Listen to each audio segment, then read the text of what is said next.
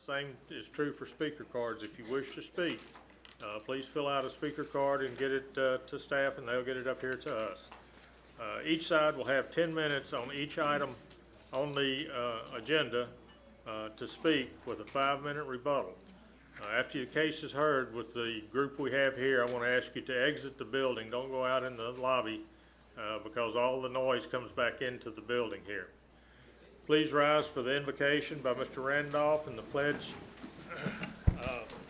by Mr. Davis.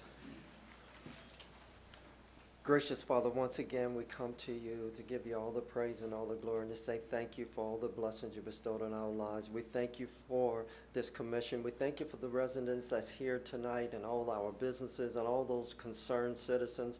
And gracious Father, help us to make the decision that's in the best interest of this parish, of citizens that we serve, as well as the parish council. And all these blessings we ask in your Son Jesus' name. Amen.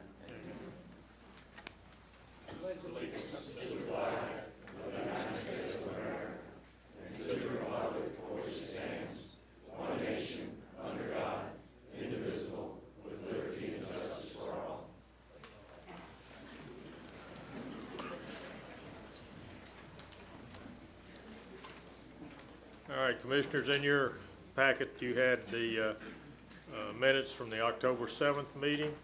Are there any changes that need to be made or corrections? I'll look for a motion to approve. Move to approve. Second. We have a motion by Mr. Randolph to approve, seconded by Mr. Richard. Please vote.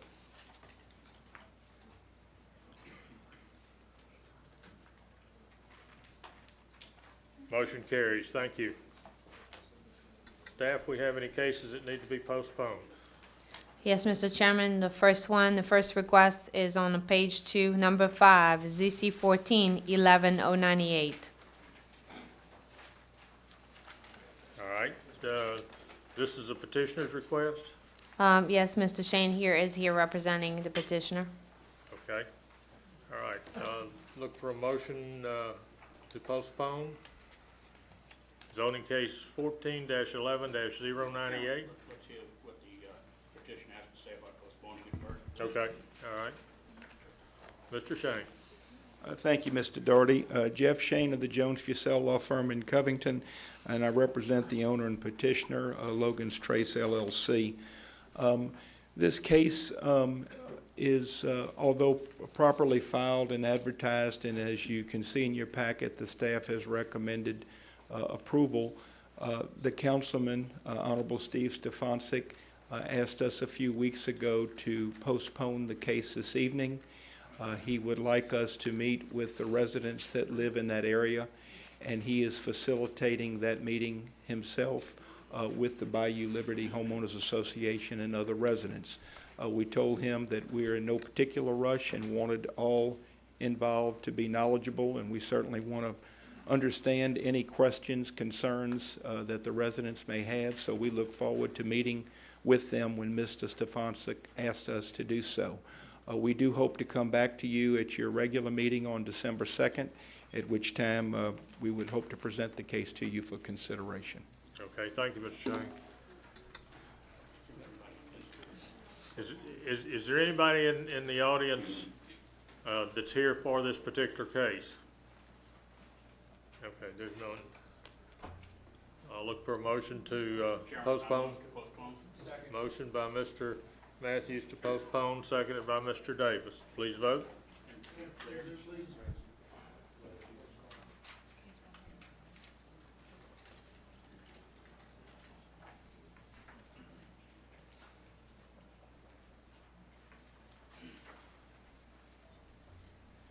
Computer's running slow tonight.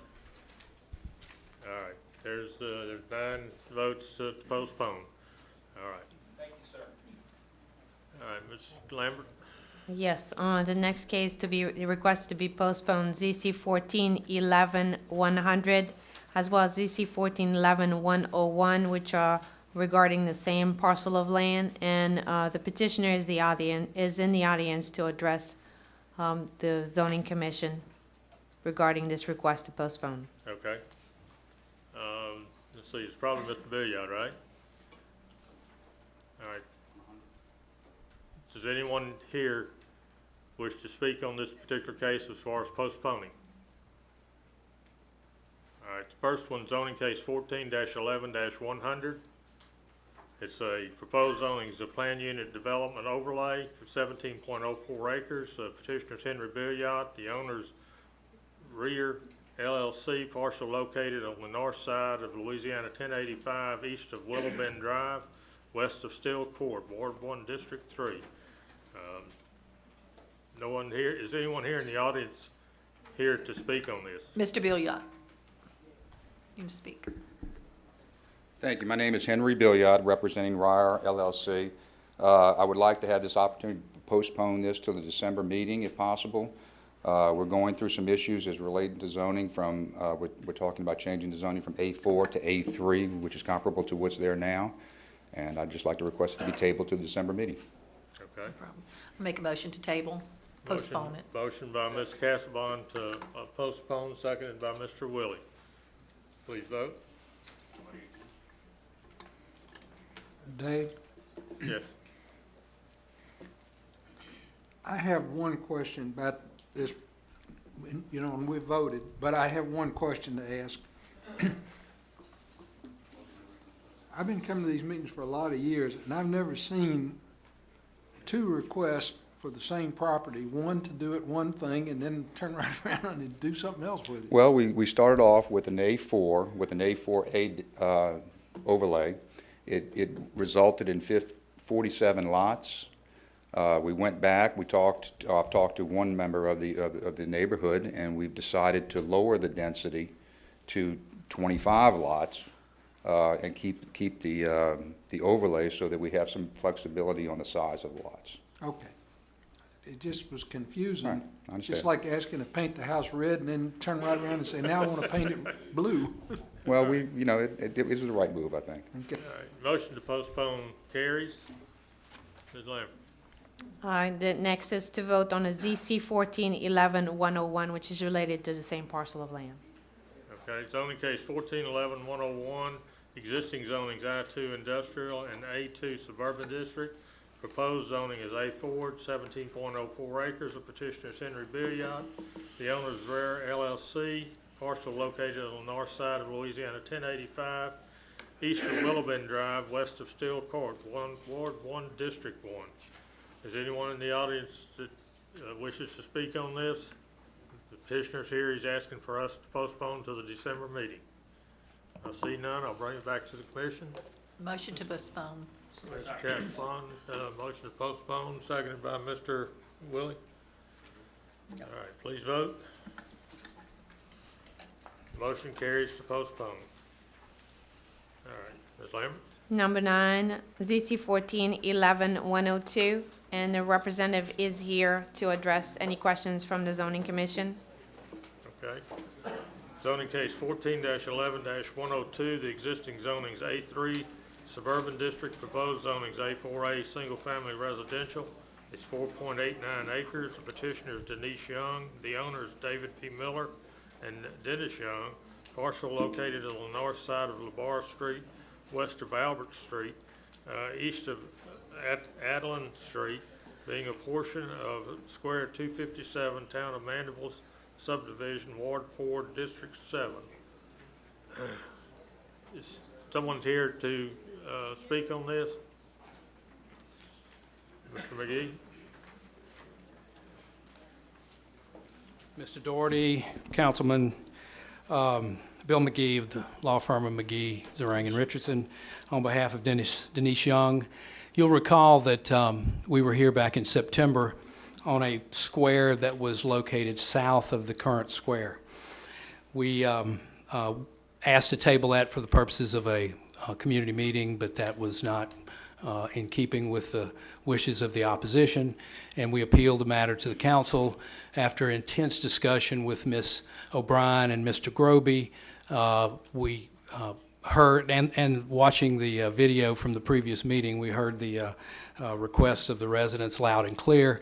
This application was pending at the time that we made the decision to go forward with reducing the request from A4A to A4 for actually both parcels. We have refiled for the parcel below this square to be heard in December.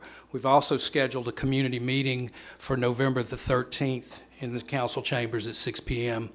I've had discussions with Mr. Dennis Wilkins of the Monterey subdivision, and I've reviewed the testimony of the opposition, and basically what we're willing to do and to commit to is to go with the A4 with a commitment of between 2 and 3 lots per acre, and do whatever they request us to do to ensure that that is abided by. But what we have is, we have drawings coming from Mr. McHugh, which will show the layout of both parcels and how the engineering requirements of the ordinance that exists presently will reduce the A4 maximum of 4 to between 2 and 3 parcels per acre. And so for that reason, we would ask that the matter be tabled. Okay. Thank you, Mr. McGee. Is there anyone in the audience wish to speak? Yes, sir. Thank you, Mr. Chairman. I'm Charles Lesh. I'm a member of the board of the Maroney Trace Property Owners Association. So I'm here to represent Maroney Trace Property Owners Association, and we have a number of people, I believe, in the audience who reside in our subdivision. I'd like to ask that they stand so we can see who is here from Maroney Trace. And also there are a number of folks here, I believe, from the Monterey subdivision, which is nearby, and I'd like to ask those folks to stand so we can see who's here from Monterey. Mr. Chairman, members of the commission, this is the second attempt to rezone, and if I may use this exhibit. Excuse me, is this because he's in opposition of what is on the table? He doesn't, you don't want us to table this, and this is why you're going on with your presentation? Yes, ma'am, that's correct.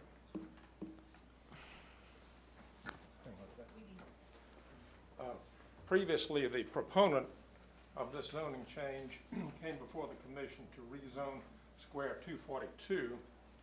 Presently before the commission is the petition to rezone Square 257. This area here that's outlined in heavy red with the sort of orange border. Mr. Chairman, Yes. I'm sorry, I don't mean to interrupt you, but I think we're a little bit, we need to vote one way or the other at this point, either to go ahead and listen to the presentation or to table the presentation at this time. Mr. Chairman, Matthews? The petitioners requested to table, and the question before the commission is to table or not to table. The petitioner has requested table Yeah. and said why. This gentleman now wants, obviously, us not to table, and he is going to tell us why he doesn't want it tabled. And I think he has every right in the world to tell us why he doesn't want it tabled.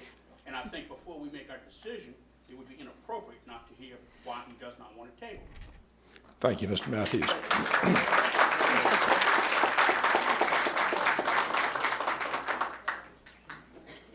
As I mentioned, this, We let Mr. McGee tell us why he would like it tabled, and I agree with Mr. Matthews. Let's hear what the gentleman says, and then we will vote. Go ahead. Go ahead. oh, I'm sorry. Thought you. I said Matthew. This is Maroney Trace. This is Monterey. This was the prior application. This is the present application.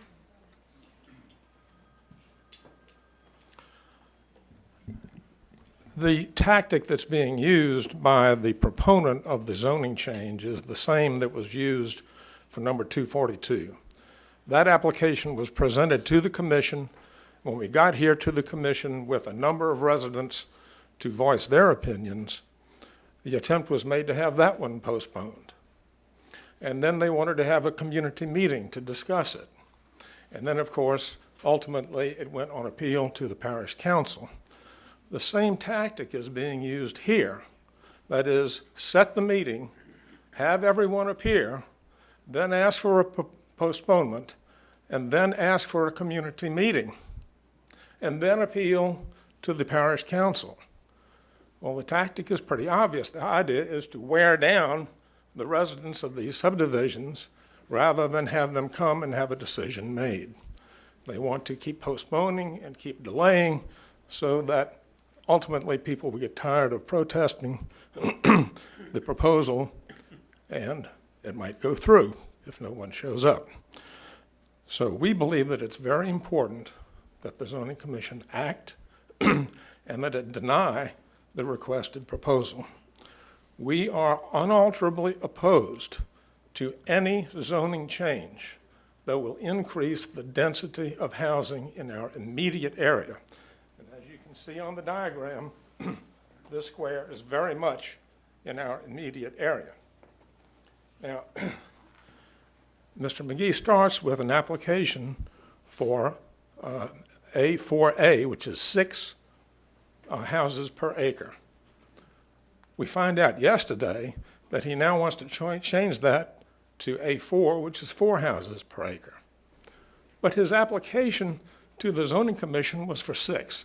So we get all upset about the fact that he wants to do 6. Now at the last minute, he changes to 4. And now at the last minute, he wants a community meeting. Same tactics. The official application is for 6. The official application is for 4.89 acres. In his invitation to the proposed community meeting, he's talking about only building 3 homes on 6 acres. So there's all kinds of changes that are going on. It's very difficult for us to get a grip on exactly what's going on. So with all of that background, we are concerned about the tactics and the credibility of the applicant. I apologize for my voice. Our concern here is that I don't know of any way, and he has proposed, well, we'll agree that we'll only build 3 per acre. But the problem is once the zoning is changed, then he can build up to what the zoning allows. We don't have any legal way that I know of that we can enforce a verbal agreement on his part to only build 3 per acre. If it's changed to 4 per acre, he can build 4 per acre. That's much greater density than what we have. We have 2 to 3 per acre in the existing subdivisions. In Maroney Trace, we have mostly 2 per acre. We do have a few areas where there are 3, but you might say on the average we might have 2.4 or 2.5 per acre. But if it's increased to 4, or even if he only increases it to 3 per acre, that's still an increase in the density. Okay, I believe I heard Mr. McGee indicate that he was looking to change it to 2 to 3 an acre, okay? We've heard, your opposition. We've heard Mr. McGee's reason for requesting the postponement. I think we need to go ahead and move forward and take action on the motion to postpone, okay? Thank you, sir. I would just like to point out that he's offered to have some sort of covenant that would ride with the land that would limit him to 3 per acre. I don't know how we, as a homeowners association, could possibly have any legal standing to enforce any such agreement. So I wanted to make that point. Okay. Thank you, sir. Thank you.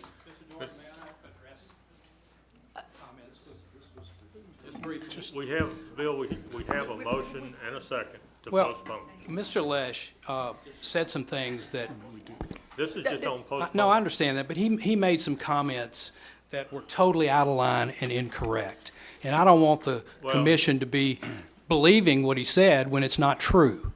We're going Mr. let's Chairman, take a vote point on of- postponing this, and if we have to hear it, then you can, have your opportunity to correct what he said. Well, the things that were stated were directly in point on the request, my last-minute request for a community meeting. I've got documents showing Mr. Lesh was advised that I was requesting a Okay. community meeting Okay. back in All October. right, let us take a vote on it. We have a motion by Ms. Casabon, a second by, No, sir, I haven't made a motion. oh, I'm sorry. I did not make a motion. I Okay, was I thought trying we to had a make a motion. motion, but we've heard practically the whole case. And what I was going to No, make a there's motion was that we deny the postponement so we can hear what's going on. But now it's almost like we need to Just- postpone it. No, it's a point of order. There are no questions on the floor. The chair never called the question. No. No, there is. This is to postpone. No. Staff recommended it. Exactly. Until a commissioner makes the motion and the motion is second, the chair then could address the question. The motion wasn't made, there wasn't a second, there is no question in front of this board right now, other than staff making a recommendation. So, Which we Commissioner usually vote Casabon, on. you can make any motion you would like to make. If Right, you but he wish to- thought I had made a motion, and Okay. I'm saying I did not get a Okay. Right. chance to make a motion. So there are no motions, and you have every right to make whatever motion you would like to. My motion is not to postpone, but to hear the case tonight, to get it straight on both sides exactly. It sounds like the proposal is for an additional thing, and I think we need to address what's on the books at this time, what the petition is being. So as a point of clarification, staff has recommended postponement. The chairman has decided, because no opposition from the commissioners, to begin the process. 10 minutes for the petitioner, 10 minutes for any opposition. No. Oh, no. This is whether to, All we supposed to have heard is on the postponement. Nobody's made a we've not motion for it. voted on Correct. whether to postpone or not. Petitioner asked for a postponement. We have heard Mr. Lesh say why he and his group does not want to So we're in normal debate. Now, we need to make a motion, either for or against, discuss it on our side, and make a vote.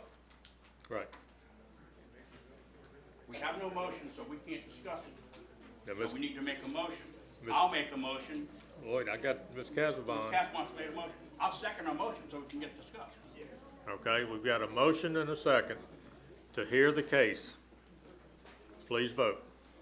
Wait. I'm sorry, wait a minute. We've got some discussion. No, from a parliamentarian perspective, when we listen to a case, what is the protocol? We decide, we state the case, right? Right. We get a staff report.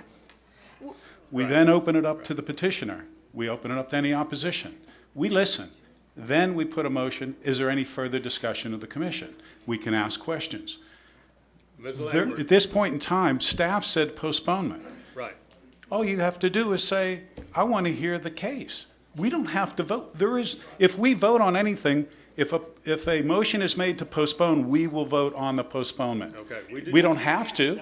Yeah, but, No. no, we don't have that motion on the floor yet.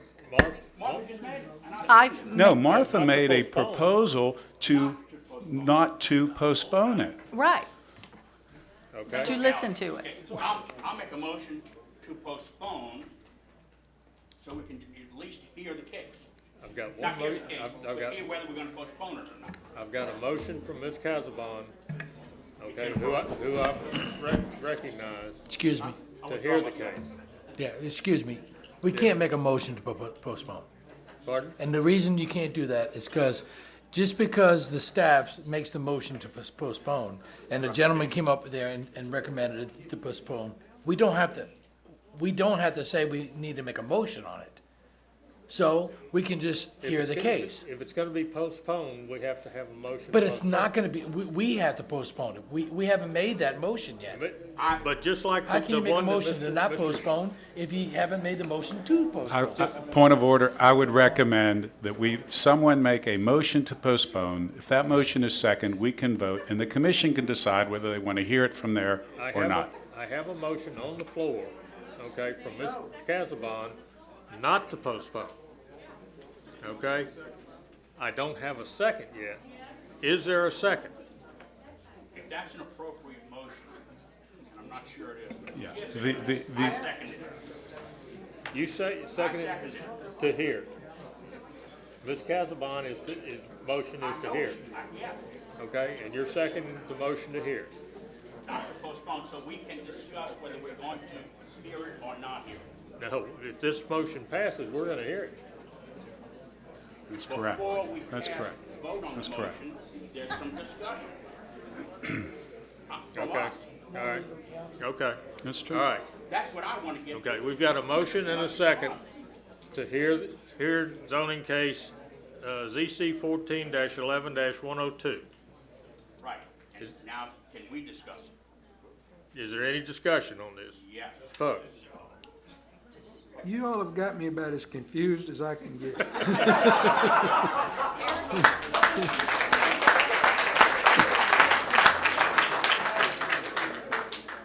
If we vote yes, we're voting not to postpone. That's correct, Okay, so a yes vote says we're gonna hear the case. that's correct. Okay. I just want to make sure. Thank you. Mr. Matthews, do you have any comments? Yes, I sure do. Contrary to what Mr. Lesh is saying, I think because of the confusion you all are facing, whether it's A4, A4A, gonna be 4 units per acre, 3 units per acre, the fact whether you can and cannot enforce a covenant that runs with the land, in fact, you can if it's drawn correctly, that this is exactly what a community meeting should be and would be about. That's why we have community meetings. So those types of things can be worked out. And if they can be worked out, and you all are satisfied with 3 units per acre, then we don't have this argument. You all both come in and say, we've agreed to 3 units per acre. He's going to put a covenant to run with the land, enforceable by your homeowners association, and everybody's happy. That's what we're looking for. That's the whole point of community meetings. The other square could not have gone from a postponement to a community meeting to an appeal at the council. There's a step missing. The step missing is it had to come back here. And we had to hear arguments and vote on that. Now, I don't know whether you all missed that or not, but there's a step missing. And I, for one, think, I don't know whether 3 units per acre or 6 units per acre right now is good or bad. I haven't heard the arguments on both sides. But I do think a community meeting would solve a lot of these questions, and I really believe if they're gonna do what he says, you all seem to be getting better, because what you have now is A4, which allows 4 units per acre, and if he's willing to do 3, you've got less density than the law currently allows. You all ought to be happy. So I think we ought to have a postponement and a community meeting. That's my opinion. Okay, we've got no, I've got it back to the commission right now. We got a problem? Okay. Is there any further discussion by any of the commissioners? Okay, the motion on the floor is to hear zoning case 1411-102. Please vote. Can you clear first, please?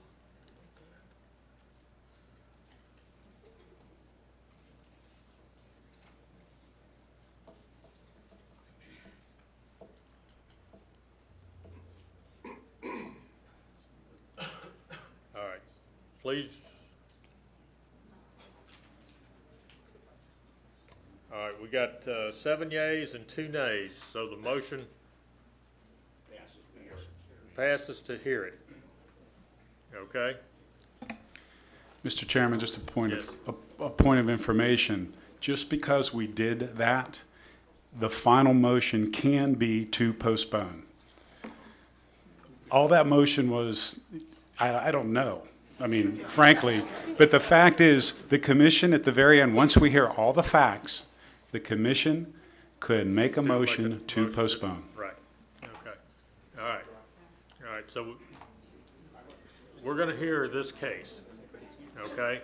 So, Ms. Lambert, have you got any other items that need to be Yes. postponed? Yes, I do.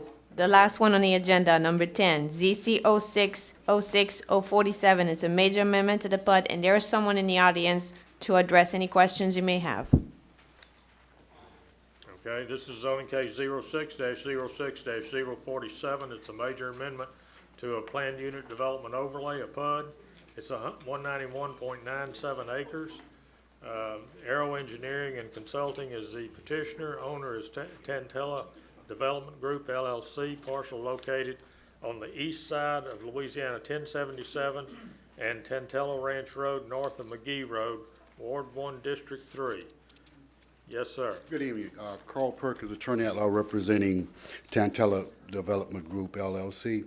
We've requested that this matter be tabled in order to give us an opportunity to further work with staff in resolving some issues that were brought to our attention concerning the amendment that differed somewhat from the original PUD, which was done in 2006. And further, our engineer, Darrell Fusell, is out of town tonight and couldn't be here. So it'll give us an opportunity both to work with staff and have all the people that we think that need to be present here at the December meeting. Okay. All right, is there anyone else in the audience on this particular case? Yes, sir. Mr. Martin. Dr. Martin, Goodby Civic. I would suggest, I noticed and I appreciate the gentleman being here and saying that he wanted to work with the staff. Before our last civic meeting, I called Mr. Bruno's office and suggested that they get together with the people that live in the area and talk to them, because there are some seriously wrong situations here with regard to this new subdivision drawing that they had. And my suggestion is that not only do you work with the staff, but that y'all come to the civic meeting and work with us on what you're developing. I had left that word, and we had the civic meeting, and nobody was there. And I would suggest that perhaps either yourself or Robert Bruno be there at the civic meeting. And I'll be glad to let you know the time and date. Appreciate it. Thank you. Thank you. All right, anyone else in the audience wish to comment on this? All right, staff's recommending that at the developer's request that this be postponed. Move to postpone. Second. Motion by Mr. Willie to postpone, seconded by Mr. Matthews. Please vote. Motion carries to postpone. Thank you. All right. Ms. Lambert, is there anything else? No, sir. All right, we'll go back to the front of the agenda. Let's see. Item 1 is zoning case 14-10-092. The existing zoning's HC3 Highway Commercial District. Proposed zoning's A4, a single-family residential district. It's 32.95 acres. This item comes to us by Parish Council motion of 8-7. Parcel located on the west side of US Highway 11, south of Pine Place, north of Johnny F. Smith Boulevard, Ward 8, District 14. This was postponed from our October the 7th meeting.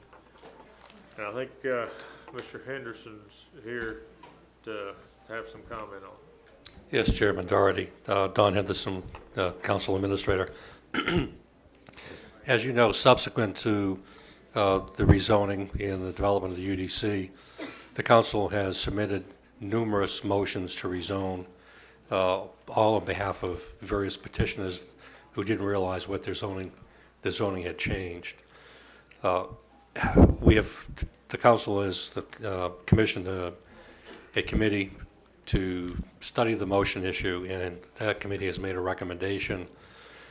And what we have done, we have forwarded zoning maps to every councilman for their specific district, asked them to review that zoning map to see if any of the zoning they would consider inappropriate, or there may be some more appropriate zoning of specific areas, all in an attempt to ultimately get rid of sending motions to the Zoning Commission.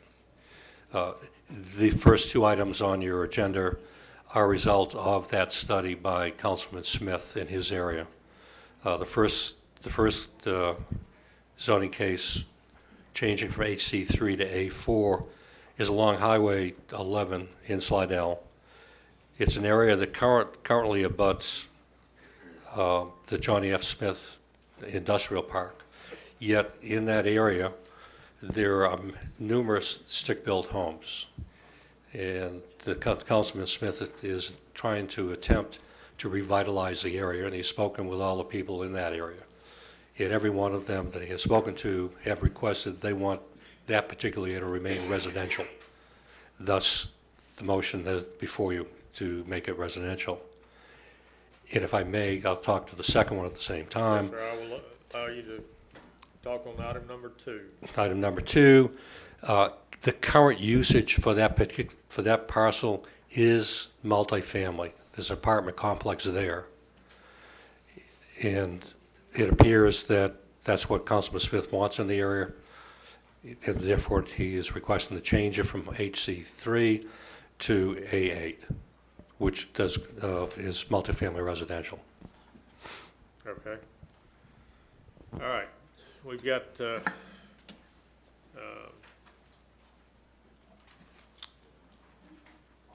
is anyone in the audience here to speak on either one of these 2 cases? Seeing none, I will proceed, I guess, with staff report.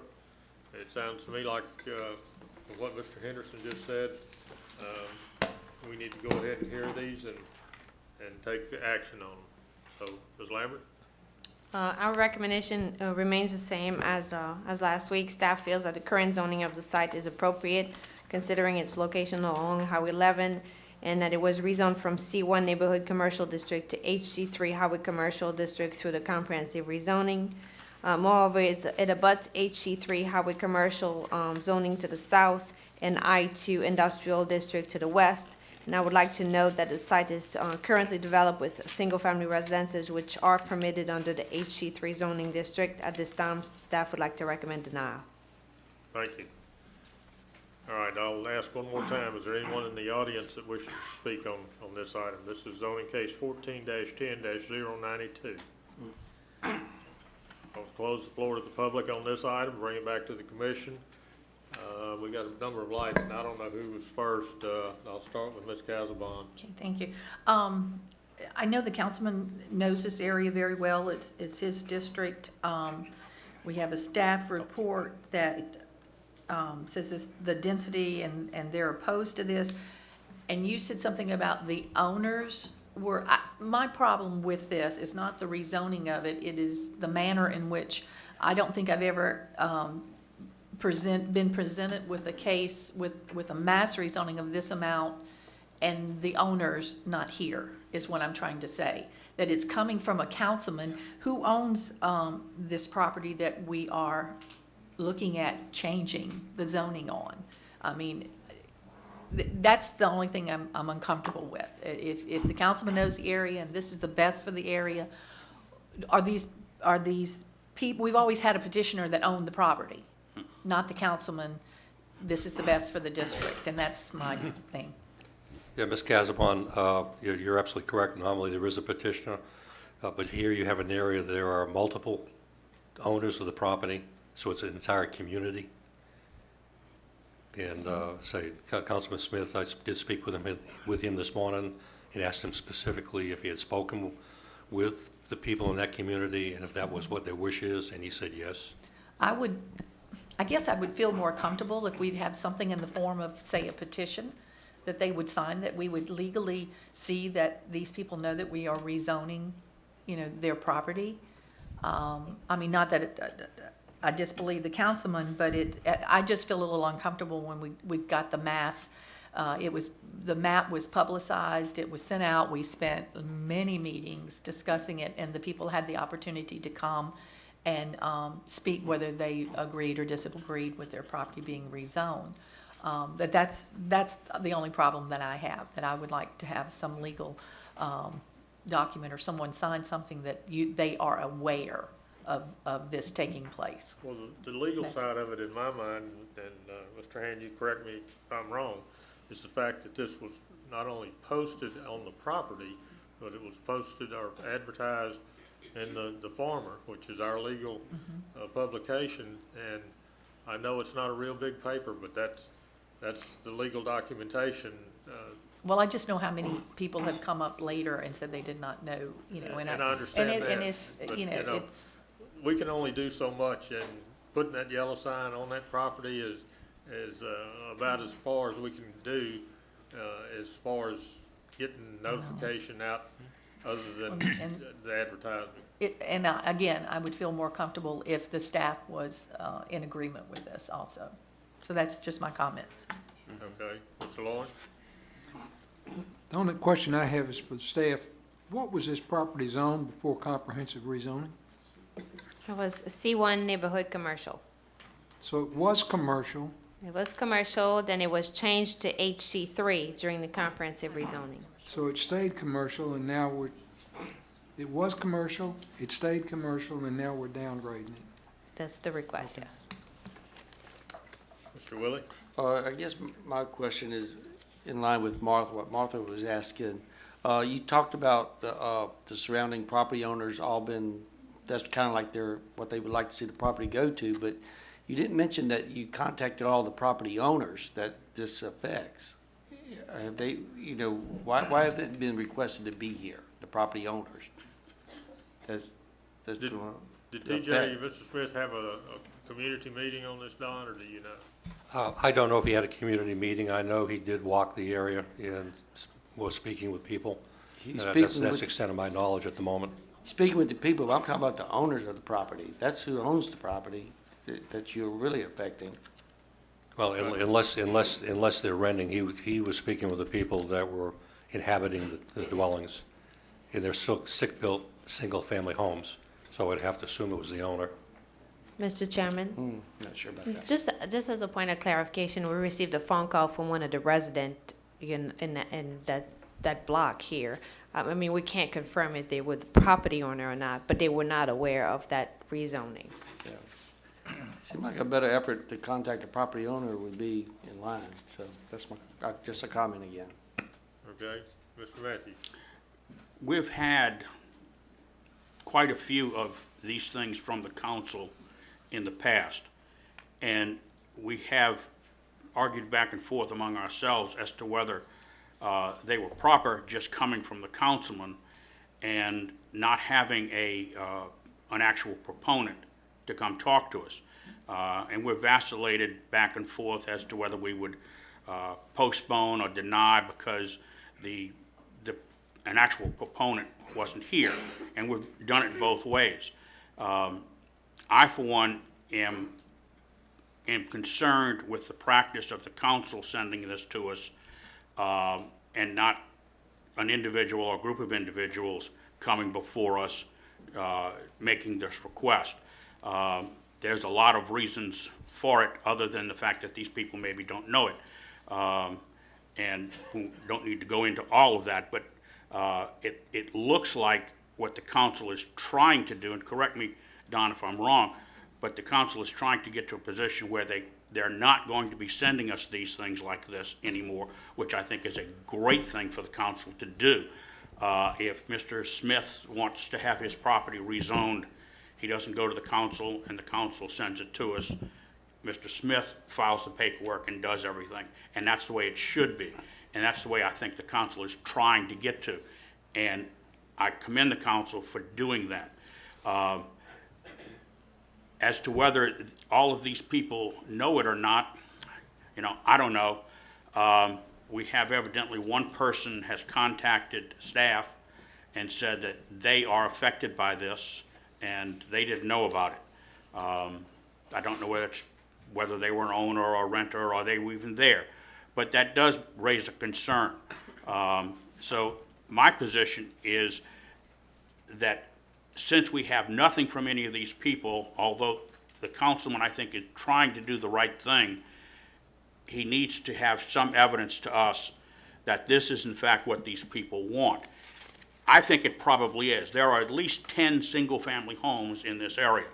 And if I had a single-family home in this area, I probably would want to have it zoned A4 rather than HC3, so my neighbor wouldn't put a big commercial building on the lot. So I think that's probably what they want, but I don't know that, and because of that, I'm reluctant to vote for it. Mr. Davis? Jimmy? Yeah, a question to staff. I know earlier you said that in HC3 currently now they can still do A4 single-family residences, correct? That's correct, But single-family the residential. problem with that, without having everybody in front of us knowing who owns this 32.95 acres, you could have one person in the whole area build a HC3 location and everybody else have a house. That's a fact, yes. Okay. Mr. Randolph? Well, I can assure you that I'm very familiar with this area. I've lived in the area and I know a number of the residents in the area. I do not know how many was aware of the zoning, but I do know the sign has been out there. So, Ms. Casabon, the parish has done their due diligence. However, I do know that Mr. Matthews was almost accurate. There are more than 11 single-family dwellings in this area. The people that Mr. Henderson is referring to are not basically just anybody, but the people that he's referring to synonymously are the residents that we're talking about, the residents being the owners. While the zoning is being denied by staff, Recommending denial. The staff is recommending. recommending denial, I do concur that, yes, we need to have more of the owners, the residents present to voice their opinion on this. I know in that area, I would rather see it as A4 because there's single dwelling there already. What I like to do, I like to, if it's in order, to table this into the next meeting. I'd like to move that we table it to the next meeting. Okay. Ron, can I ask you a question? Again, the area, you keep referring to the people that are in there. Are those homes in the the highway commercial? Yes. They're in it. Yes. See, that's a different scenario Yes. then. That's Yes. not been projected. We're looking at 32 acres. How many people, you know, They in other are- words, they have built residences in this commercial area. That's correct. Okay. As a matter, That's a different thing. as a Okay. matter of fact, just Okay. for clarification, Okay. there are residents that have already been single-family dwelling were Okay. already there. Gotcha. Okay. That makes a big difference. It's And just Martha, like, honest and truly, yeah. there's a lot of homes out there that probably even go back before the parish had zoning. right. Okay? Right. So I mean, you know, because it was C1 before comprehensive rezoning, you know, like I said. Right. I they- just they didn't may- want, like, May not have been any zoning there when some of those houses were. Right, when somebody comes up, that makes more sense, that why they're doing this. Okay. Mr. Lawrence. Dave, a couple of things bother me.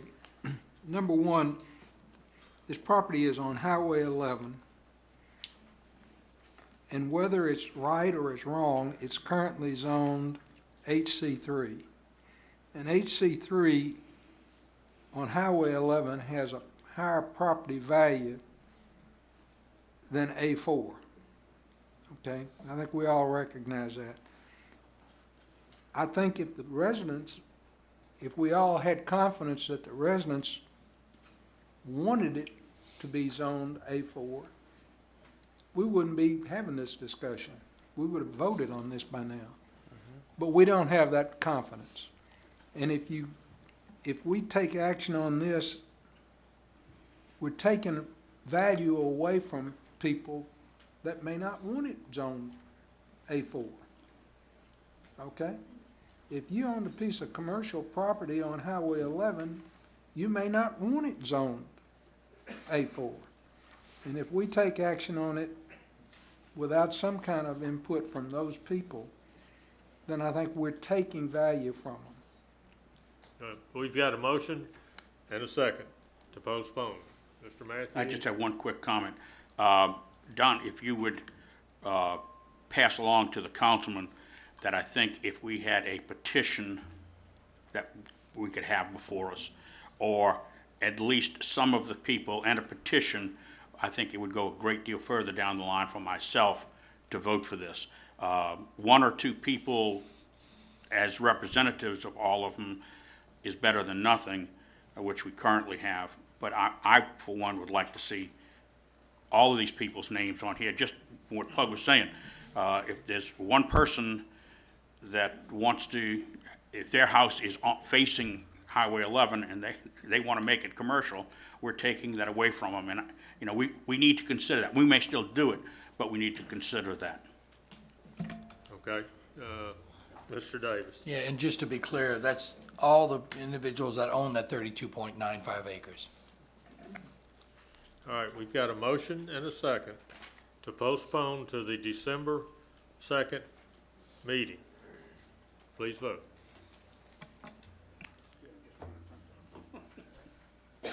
Motion carries. Thank you.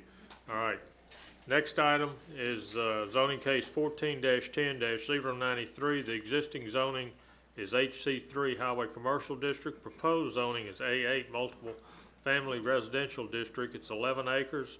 This again comes by Parish Council motion of 8714. Parcel located on the west side of US 11, north of Pine Place, south of Hunter Street, Ward 8, District 14. Staff?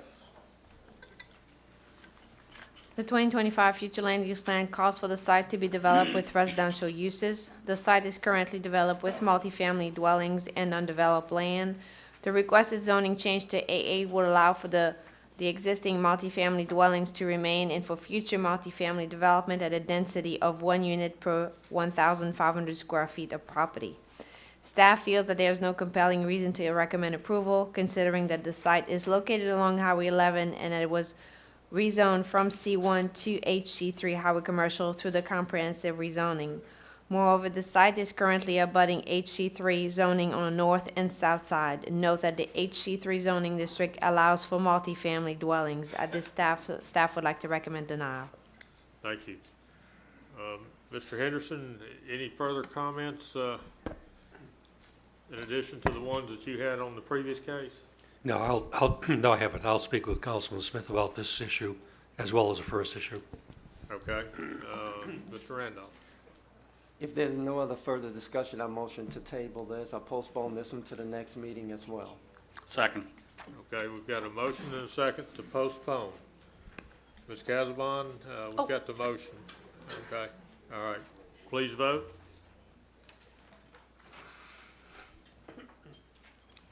Motion carries to postpone. Thank you.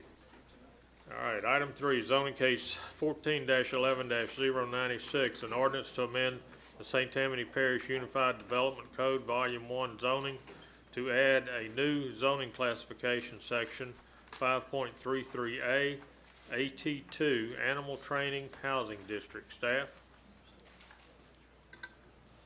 Yes, Mr. Chairman, as you stated, this is to introduce a new category. We already have AT1, and now it's to introduce the AT2 animal training, which would be more restrictive. It would only permit the horse riding and animal training. Okay. Does anyone in the audience wish to speak on this proposed ordinance? Mr. Carlos. Good evening. Thank you. Yes. Carl Hernandez. I guess I have a question or questions about the ordinance. I'm assuming if you all have compared A1 to A2, as I have, one of the interesting things is that it talks about maximum building size. You know, it cuts it in half, and then the 5 acres that a maximum that it allows, which there is no maximum with A1. But the interesting thing is, it seems to me, unless I'm told otherwise, that you still could have, even though the stables have been removed and the commercial kennels have been removed as permitted uses, you still could have kennels and stables as part of this. You know, it's interesting that it still has the same housing district label on top, but you couldn't charge anything for the thing. But so you know, if you say, I'm not going to charge anything, but I'm still going to build stables on this property, and I'm still going to build kennels on this property, I'm not going to charge anything, then you could still have it. Am I correct on that or not? Helen? Yes, sir, that's correct, and Mr. Hand, that's correct.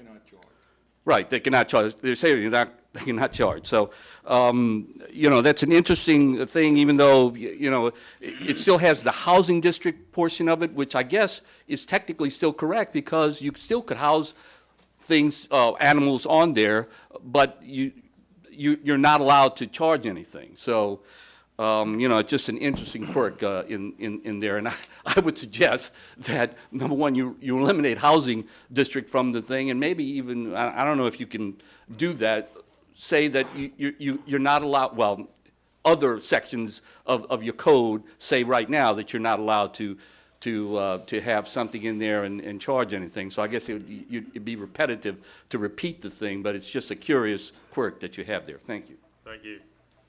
Anyone else in the audience wish to speak on this? I'll close the floor to the public, bring it back to the commission. Mr. Davis. Yeah, a question for staff. I understand about the horse riding. When you say animal training, that seems very vague. What does that mean exactly? Horses, dogs, cows? Pigs.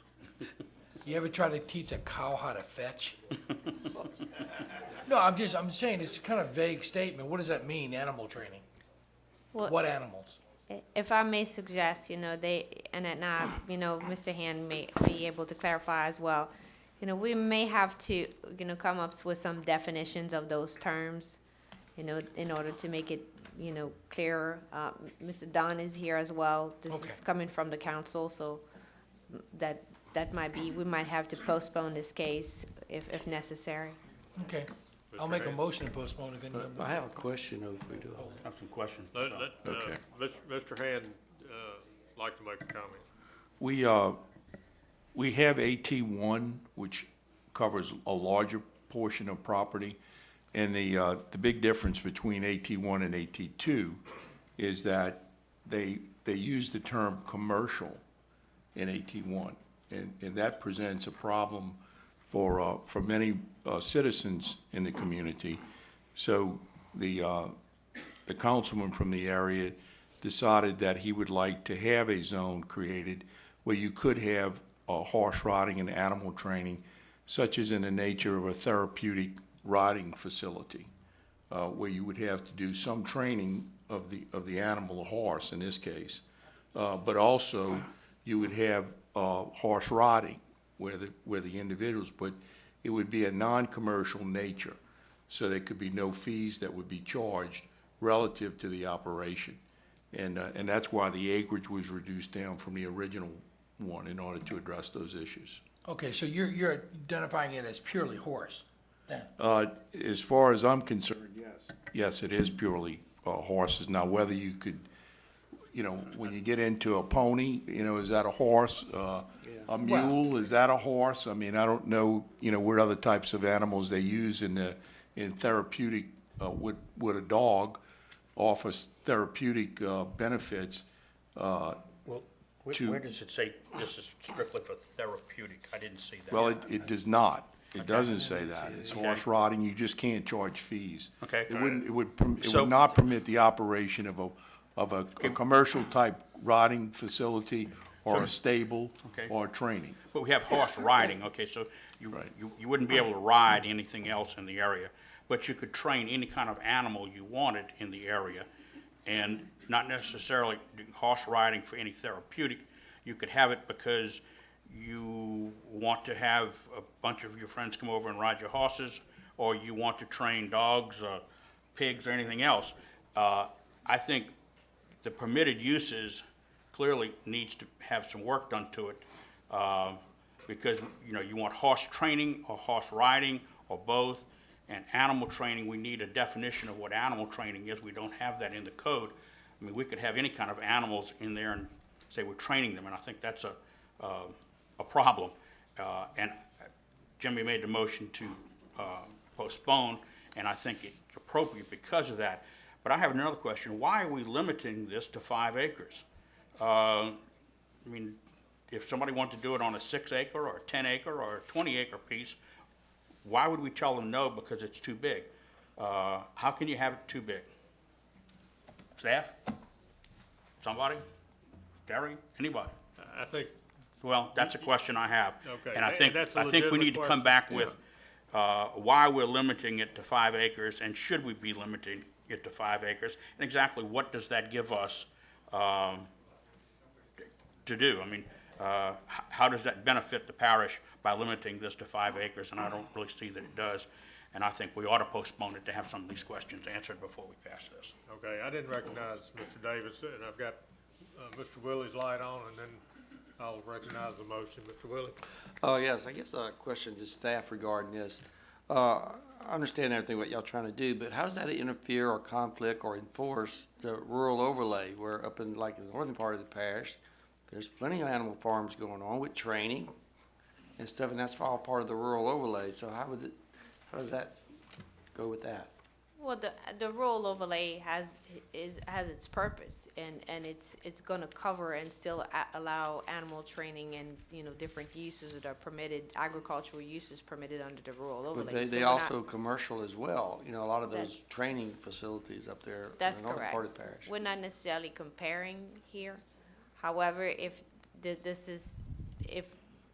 if it would be in a request where the rural overlay would not be the appropriate zoning, then a request could be made to an AT2. Okay, this is something you might want to look into too as well. So, Okay, thank you, Mr. Willie. All right, we have a motion by Mr. Davis to postpone to the December 2nd meeting. Do I have a second?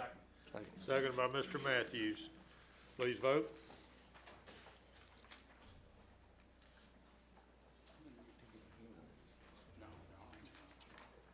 All right, we got, who hadn't voted?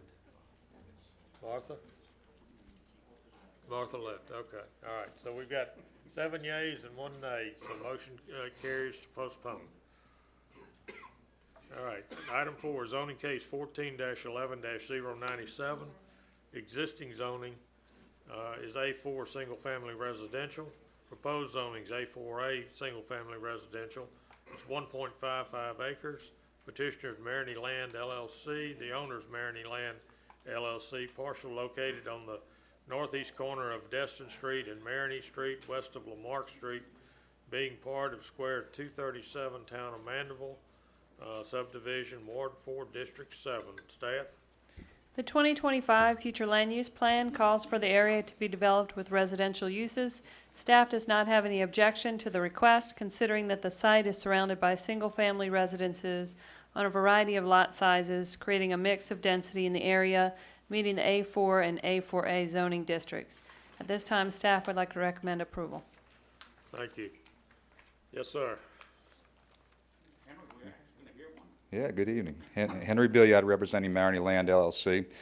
This property is basically well, first of all, I'm not sure you have the right council district on that, but property's at the end of Maroney, north of Florida. It's about 1.5 acres. It's surrounded by any number of different lot sizes, some of them larger than this. Directly north are 50-foot lots. They go from 50 to 120 feet wide. They just vary. We have lots, we propose 6 lots, anywhere from 63 feet by 134 feet, all the way up to 66 feet by 253 feet. At this point, we would like to, an A4A designation. Okay, thank you. Anyone else in the audience wish to speak? Yes, ma'am. Are you speaking for?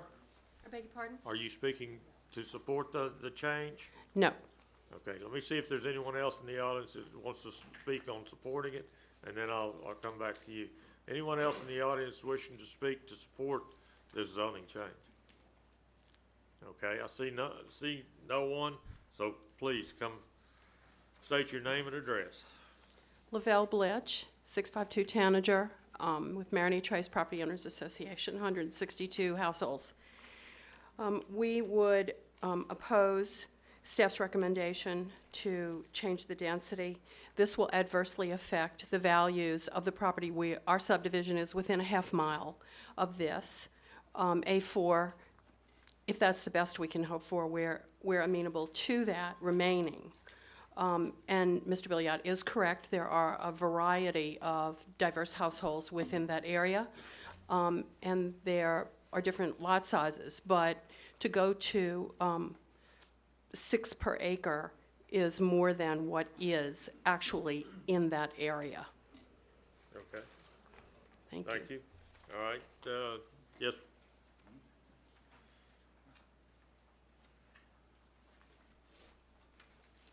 You're speaking against also? I would assume, I mean, I never done this before, Okay. but I do live in the area. Please state your name and address. Renee Krabs. Okay. I live at address. 1443 Gerard Street. And I live on a corner of Destin and Gerard. And, yeah, there is a variety of areas. It's an old area. My main concern is they have building on the other end. And I've noticed, I mean, a large increase of water, you know, standing water that they never had before. Because of that building, they have a drainage, like a canal, a natural waterway, whatever, that drains that whole area all the way down, like, I guess, to where Marigny is, and then it goes, you know, through. I noticed a big effect when they built those houses on that one area. And it's just standing water, and it's zone, no flood zone. And I like to really keep it that way. I don't know, and I do sit on 1 acre. Okay. You know, I do have a large piece in the area. That was it. I mean, I kind of know this guy, you know, because I worked at Gatch for a long time. I don't know. I just was a little scared, that's all, you know, because of the water. My daughter used to have to catch the bus there, and she even noticed I had to bring her in a car and let her wait because the water was just building up. Let me suggest to you on the drainage and water standing that you call tomorrow the engineering office here and go over it with them and let one of them come out and do an inspection and see if the drainage is working correctly or if there's some blockage and get it corrected. Okay? Yeah. That really doesn't have anything to do Yeah, I with- know. I mean, what is he planning? Like just a couple of houses, or what is he trying to do there? Well, if it goes to A4A, it's what, 6 per acre? Okay, so I'm just trying to use my imagination, okay? So I'm sitting on an acre, very close to an acre, and I can see, I guess, 2 or 3 houses possibly sharing that little piece of land, but 6, like on my piece, I just don't see it, you know? Okay. And it is, like I said, an old area, and they do have big yards. Like Mr. Kimball that used to live next door to me, he's got an extra piece bigger than mine. So Okay. they do have a variety of, and he's right next door, or used to be next door, he died, Okay, you know? all right. That was all. All right. Is there anyone else that wishes to speak against this? Yes, sir. Corey Marvel, 209 Bunting Drive, also Marigny Trace. I'd just like to point out that the current zoning for all the properties surrounding this parcel is A4. It would allow them to put 4 homes per acre. I don't see any reason to change it. The density, not just in that immediate area, but the entire surrounding area of Monterey, Marigny, Destin, Dupard, all those streets are all A4. The vast majority of them are already built. The density, regardless of the zoning, the density is already there. The vast majority of the density in the entire surrounding area is 2 to 3 homes per acre. Even in situations where the density or the zoning would allow a higher density, there's very little vacant land. I don't see why the developers are now swooping in to buy these small pockets of land and asking to put 6 homes per acre. You've got the 4 acres, you've got the 4 homes per acre. Stick to that. That area would easily fit the 4 homes. I would like to ask that the council go against staff's recommendation and deny the rezoning. Okay, thank you. I saw someone else that wished to speak. Ladies and gentlemen, my name's Gilbert King, and I live at 1823 Destin Street. There was a community meeting prior to, called by Miss O'Brien. I was in attendance. along with a number of the other residents of the area, which basically resulted in an impasse. We had tried to speak a little bit about possibly 5. No decisions could be made there. 5 lots. So there are a few other things that were questions unanswered from this community meeting, and if any of you are familiar with this, Maroney is a boulevard until it reaches this point, okay, of the property that we're speaking of here.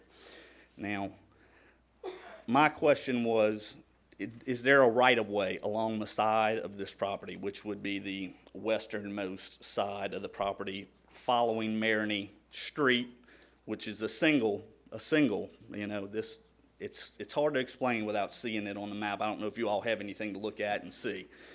And if so, the ingress and egress to the 4 lots this man has proposed along Maroney, this area here that would be right-of-way has some very large oaks, and in order to access those lots, those are either going to have to be destroyed, or the drip line is going to have to be, you know, gotten into by the driveway, basically. And we just wish you would hold them to the A4 as it is now, and that's all. Thank you. Okay, thank you. All right, anyone else in the audience wish to speak against? You're coming up to speak? Yes, sir. Okay. My name's Ron Baxter. I live on Maroney as well, 1531 Maroney. That's right next to the property that he's proposing to build the 6 houses on. I have a setback on my property of 30 feet. If that setback is applied to him as well, and from what I understand, it was with the intentions that Maroney would follow through all the way to the highway at one point or another. Now, I don't know if that's ever going to happen, but that's the reason the lots were laid out the way they were, with the setback of 30 feet.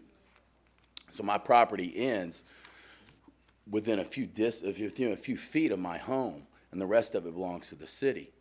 He would have that same setback on his property, and I just don't see how he can develop and put 6 houses on that piece of property without just cramming them all on top of each other. Okay. When I called in reference to the setback, they weren't aware of it, and they said the property had been surveyed and they didn't show a setback. But I have on my deed that it says the setback's on there. Okay, all right. Are you in the city? No, sir, that is not the city. Okay, all right. All right. So I'm very much against this builder putting 6 houses, and it will affect all property owners, whether or not they're big or small, to a point where it would be negative. Okay, thank you. All right, anyone else wish to speak again? Yes, ma'am. My name is Naomi Rosenthal. Wait a minute. Born and raised in Mandeville. Please state your name again. Naomi Rosenthal. Okay, thank you. I've been out here, what you're talking about, on Destin Street, 1830, since 1968. I have 150 feet front and 190 deep, and my brother's next to me, so we have 500 feet frontage. Across the street, these little tiny houses are going to be built. What's going to happen to my property? 6 houses in that little piece of land, and there's nothing we can do about it. We didn't even know about it until it was done. Now, what can we do? Okay. That's the way things seem to be done now. All right. And we're going to fight it. You're not going to come out there and destroy my land.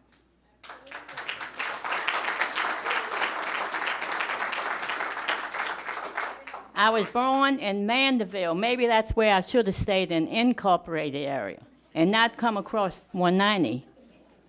And that's where I made my big mistake. If I had been in old Mandeville, this couldn't happen. And I own properties. And when I retired from teaching school, I decided to move out there when my brother was coming out to CB's. He couldn't afford old Mandeville. So we went out there and we bought this big piece of land.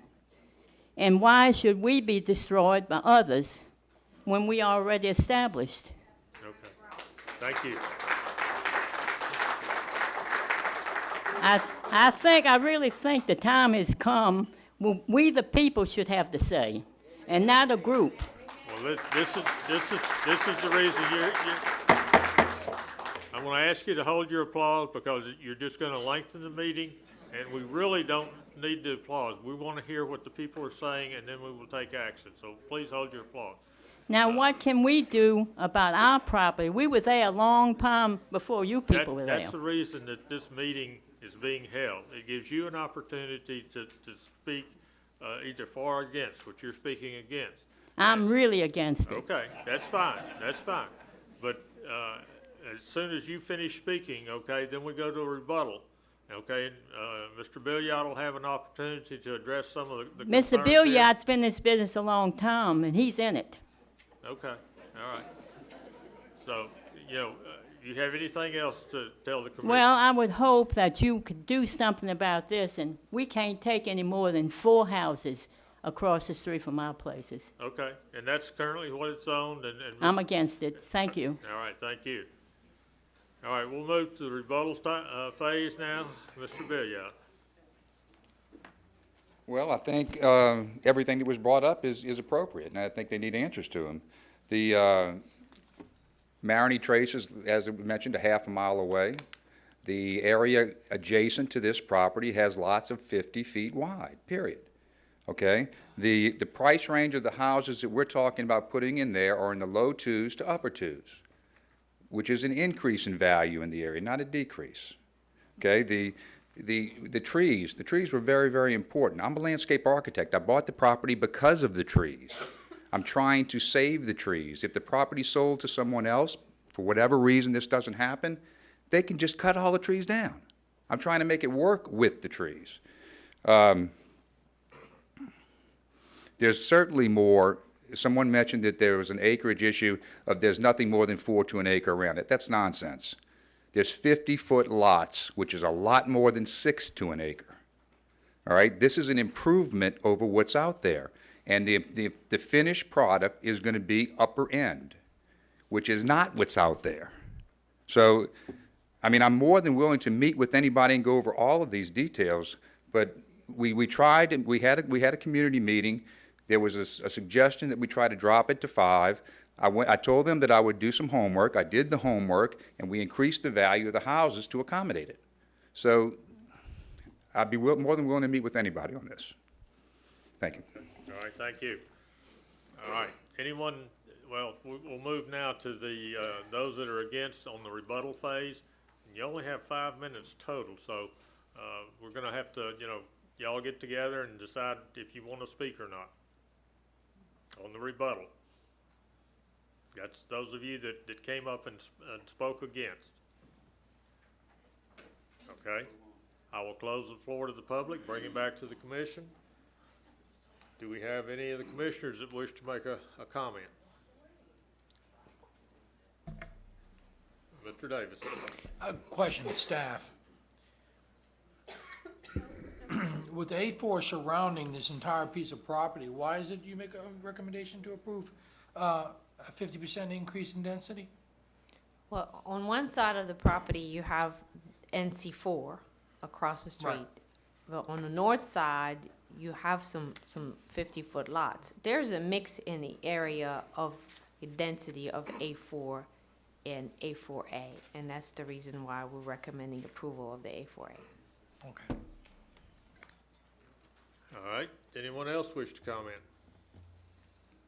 I'll need a motion to either approve or deny.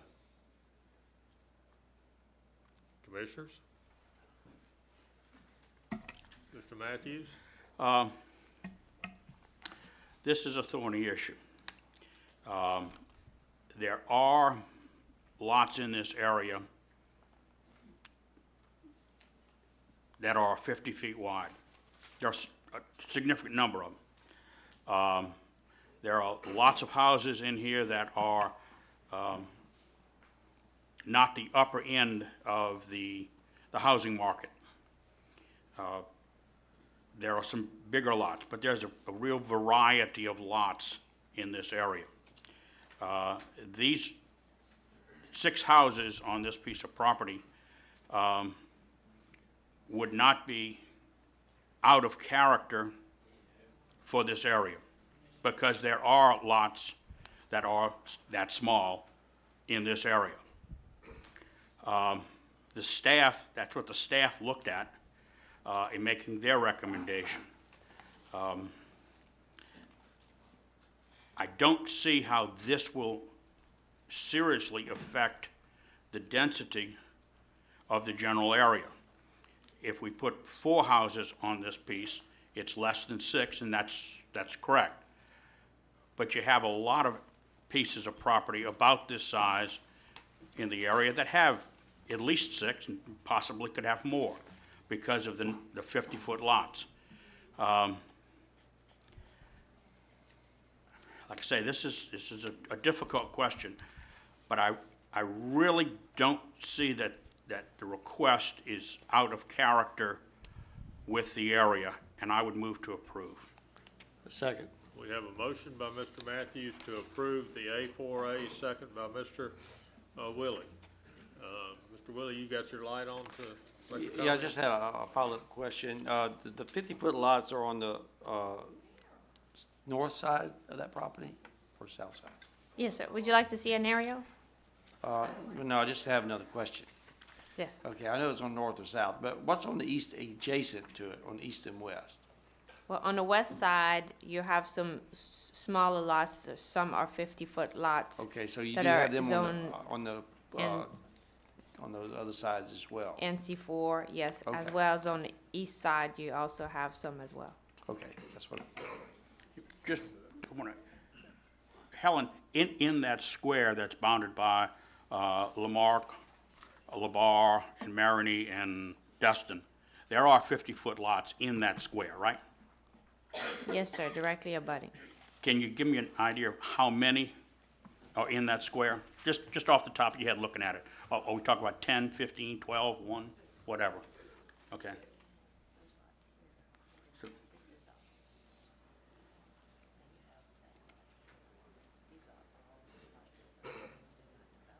Okay, so we have probably 30 lots of record, and 1, 2, 3, 4, at least 5, maybe 6 that have houses on them that are all 50-foot lots. Is that correct? Helen, I mean, does that look like right to you? Okay. All right. We had a motion and a second. Any further discussion? Please vote. What y'all talking about? 'Cause I don't see 50 foot over there. I don't know what you're talking about. All right, I need some votes here. We have a motion and a second to approve the A4A. The only people that have voted is Mr. Willie and Mr. Davis. It's all a clique. It's all who you know. Screw the people. Mr. Richard, And I've been living there 22 years. who had, let's see, Willie. Yeah, Savannah's not here. Mark's not here. That's all. Oh, that's right, Mark. Have we voted? Yeah, yes, you have. Displays it. The motion to approve fails by a vote of 3 yeas and 5 nays. Okay, so the motion is not approved, it's denied. Okay?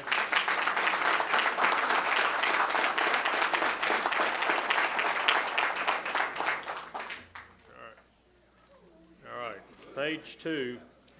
Item 5 was postponed. Item 6, zoning case 14-11-099, existing zonings A2 Suburban District, proposed zonings A2 Suburban District and a rural overlay RO. It's 3 acres.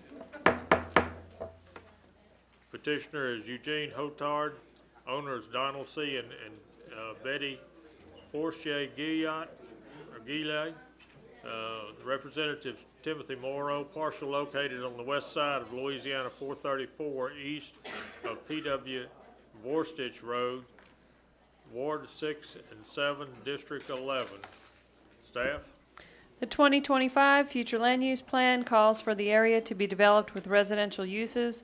Considering the rural character of the area, staff does not have any objection to the request for rural overlay and recommends approval. All right. Yes, sir. You wish to speak on this, this guy? Okay. I just have a question. Councilman Stefanik Please Michael state- Avocado, I live on Vordish Road in Lacombe. Okay. And Councilman Stefanik came to our home and explained this particular thing to us about 3 or 4 months ago, maybe. And he told us that it was going to be for a small non-denominational church only. And then when I'm reading this thing, underneath the page that has the full length, it says comprehensive plan, and it says areas that provide for dwelling units. Please define that for me. Does that mean apartments, houses, or is that just considered the church? The A2 is a residential. Helen, I don't, you tell me, I don't think you can put a church in an A2, can you? No, if I'm not mistaken, the gentleman's question is regarding the comprehensive plan, correct? Yes, ma'am. We Yes. were told a church, and only a church was going to be built there with a small parking lot, parking off of the street, off of 434, and also off of Vordish Road. It's a little small private lot and a 3-acre tract. And we were told that's what that was going to be. If it's residential, then we would be opposed to that. Mr. Chairman. May I clarify? Point of order, Mr. Chairman. Mr. Matthews. First of all, we haven't heard from the petitioner. And secondly, I'm not sure we're talking about the same case. Yes. Does a rural overlay allow a church, Helen? Yes, What it is an does. overlay? It does? Yes, it does. Okay. Can you Maybe we define are. overlay for me? I'm not real schooled on this stuff. Ms. Lambert, define the overlay for the gentleman. Excuse me, Chairman, I'll turn my light off. Okay. Well, maybe we can answer the first question regarding the comprehensive rezoning. The Okay. comprehensive rezoning was adopted earlier in the year 2000, and it's a guide towards the development. In that particular area, the comprehensive rezoning states that the area should be developed with residential uses. However, this is not the request from the petitioner. The request from the petitioner is for the rural overlay. Okay, we would like to know what's going to be built there. I've Well- heard some of these other cases, and they know what's being proposed. We Okay, don't know. Point of order. We've kind of got the cart before the horse here. Yes. Normally, we hear from the Let's hear from owner the petitioner. or the petitioner first, and then there's an opportunity for questions. So I'm going to ask you to be seated for right now, and let me get the owner or the petitioner up so that we Oh, can get okay, some of I'm this sorry. clarified. I did jump in front of the Thank you. cart. I'm sorry. Yes, sir. Are you the owner or petitioner? I'm the petitioner. Okay. My name is Eugene Hotard, the petitioner, and it is our intention to build a church on the property, and the zoning request was given to us by the staff as to the proper zoning we would need to, in fact, build the church there. There is no apartments or multifamily. It is a church, as the staff has pointed out. Okay. All right. Any questions on that? Well, let's see if there's anyone else besides the one gentleman there. Anyone else in the audience wish to speak on this? We have no objections to that, by the way. Just gonna be. Okay. All right. I'm going to close the floor to the public, bring it back to the commission. Doug? I have a question for the staff. Is the normal zoning for a church an A2 with a rural overlay? No. Or isn't there a zoning CB1. classification for a church? Well, you have other classification for a church. There's certainly other classification. However, the rural overlay allows it's listed under administrative permits, religious uses including churches, temples, synagogues, camps, convents, and monasteries. And considering the area, then, it is the rural overlay would be appropriate according to staff, and it would allow them to apply for an administrative permit and, to build a church if the rural overlay is. So that would be a more appropriate zoning classification than the normal classification for a church. Well, the underlying zoning would remain. It would still remain residential, and it would allow for a religious use as well. Okay. Mr. Thank you. Richard. I move to approve. Second. Motion by Mr. Richard to approve, seconded by Mr. Willie. Any further discussion? Please vote. Motion carries. Thank you.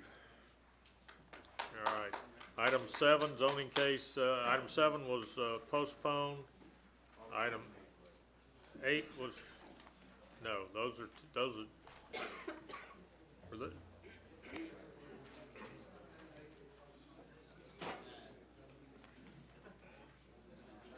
Okay, all right. All right, item 7 was postponed and item 8 was postponed. So the next item for us to hear is zoning case 14-11-102. Existing zonings A3 Suburban District, proposed zonings A4A, single-family residential. It's 4.89 acres. The petitioner's Denise Young. The owner's David P. Miller and Denise Young. Parcel located on the north side of LeBar Street, west of Albert Street, east of Italian Street, being a portion of Square 257, Town of Mandeville Subdivision, Ward 4, District 7. Staff? The 2025 future land use plan calls for the area to be developed with residential uses. Staff sees no compelling reason to increase the density to A4A. However, staff would not have any objection to a request zoning change to A4, as the parcels abutting the property are zoned A4 on 3 sides. At this time, staff would like to recommend approval for the request to rezone the property to A4A. Okay, thank you. Let's see. Anyone here representing the petitioner, Dennis Young?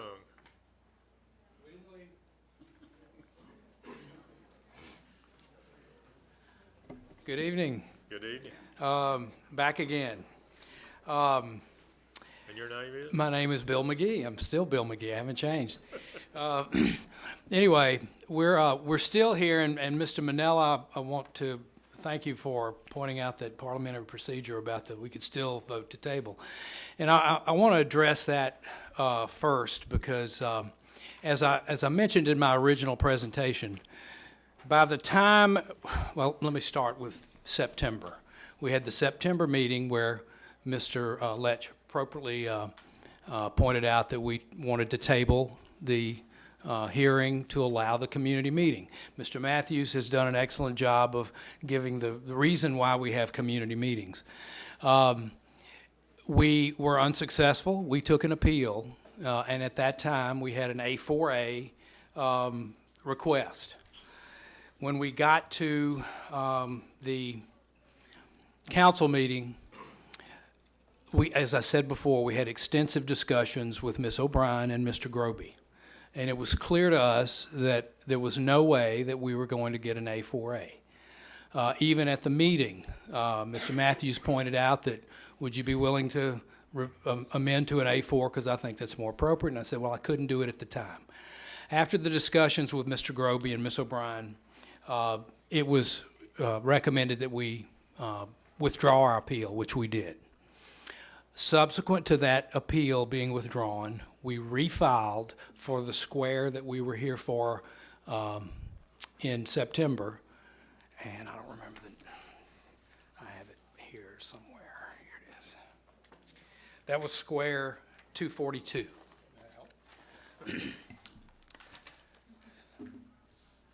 Beware of Greeks bearing gifts. Yeah, that was the one below. So we, and it's in your packet, the survey's in your packet for this square, which is 257. In conference with Helen, she also indicated that because 257 was surrounded by A4 on 3 sides, she would recommend that 257 be A4. The application for the zoning change was filed previously, and when we realized that we had filed for A4A, we approached Helen and said, Helen, we want to change it to A4. everything had already, the process had been started, the property had been posted, we were told it's too late to change it.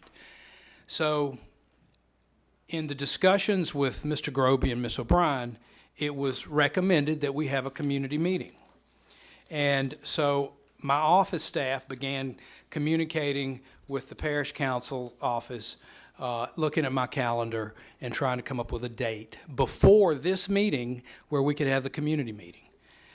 Because of the conflicts in the schedule, we ended up not being able to schedule it until the 13th. Now, let's see what I do with that folder. And one of the things I wanted to point out was that I have in my file here correspondence that was sent to Mr. Groby and Ms. O'Brien, inviting them to the community meeting on November 13th at the council chambers at 6 p.m. I will have a drawing that will show the 3 house per acre, which will equal to no more than 18 houses on a 6-acre tract. By copy of this email, I'm extending an invitation to the Monterey Subdivision Property Owners Association and the Maroney Trace Homeowners Association to notify anyone interested to appear. I've also requested Commissioners Matthews and Davis to appear as well. Copies of that letter on October the 24th, not last minute, October the 24th, were sent to He's correct, and I apologize for misstating Okay, earlier. all right. Dennis Wilkins got a copy of that. Corey Marvel got a copy of that letter as well on that date, or that was sent out on that date. And then I mailed a copy of the letter to Commissioners Davis and Matthews. The next communication I had with regard to this meeting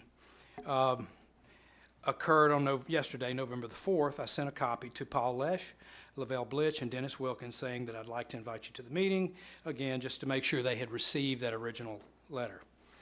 I got a response from Mr. Wilkins to that letter, and his email was, "Are we to understand that you will not be pursuing the change to A4A or A4 zoning, but will leave the zoning at its current A3 level, since the A3 zoning would give you 3 homes per acre?"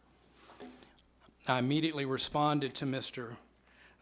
Wilkins with this. What we are doing for both squares is asking for A4 zoning, which allows a maximum of 4 homes per acre by the terms of the ordinance itself.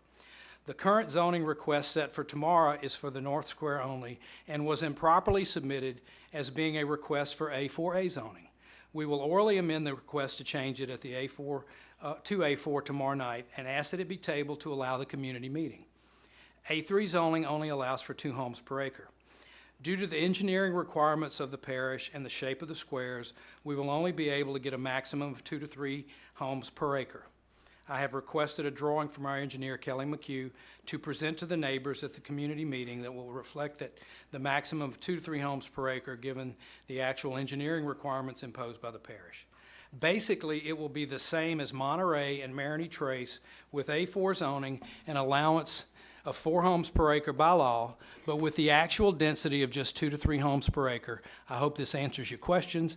Let me know if there's more you need me to provide you. You are free to share this email with anyone you wish. And I've spoken to Mr. Wilkins tonight. He is in favor of the community meeting. He, at the previous meeting in September, he indicated that if you can keep the density at 2 to 3 homes per acre, he doesn't have a problem with it. And basically, Ms. Blitch and Mr. Lesh indicated the same thing. I have the transcript of the meeting. When we heard that, when I went back and read it and had it transcribed, you know, buddy, we're not going to get A4A. We're going to have to live with 2 to 3 homes per acre. The engineer confirmed that that's all you're going to get anyway because of the engineering requirements. Now, we have refiled on the lower square. It's set for December's meeting. It's an A4 request with the same commitment to 2 to 3 homes per acre. Whether it's a commitment or not, it's just reality. They're complaining about having to come back, our tactics of having to come back. If we're trying to pull a fast one on them, why are we setting up a community meeting to show them what we're going to do? We don't need any deed restrictions, and at least that's my opinion, when we come back and get ready to develop the property, we've made a commitment on the record. The Planning Commission has to approve the plans for the development. And you don't think somebody's going to show up and say, well, wait a minute, you committed to 2 to 3 homes per acre. We got built-in check and balance here. So at this point, what we have is in reality, an A4A request. It hasn't been amended. We haven't taken that vote yet to allow us to amend it. I talked to Mr. Hand before the meeting. He said we could do that. But my proposal is, let's have both squares, we'll have both squares platted out with the drawings at the community meeting. The next square is going to be here for hearing in December. Give us the opportunity to amend our request for A4 for the square that's before you tonight. Have the community meeting on both of those squares. Try to work it out. Hopefully, come back to this board and say, we've worked it out, 2 to 3 homes per acre. And then we take a vote. If not, we take a vote in December, or you take a vote in December, up or down on A4 for both squares. And that's what I think would be the most appropriate, the best use of resources, so they don't have to keep coming back. We don't want to keep coming back. We can resolve everything between now and December, or at worst at the December meeting. Mr. Chairman, you need to correct me one thing. You said that you haven't changed from A4A to A4. We have to vote on that. That's I don't not know. true. No, just tell you, that's not true. You can verbally request right now that we change it from A4A to A4. You can request a downsize but not an upsize. Right. And Well, if you do that, that becomes part of the record, and it now becomes a request for A4. And if that's what you want to do, I would think that would go a long way. Well, here's what I'd like to do because of the consequences for changing it, being turned down, appeal. We can't come back for another year procedurally.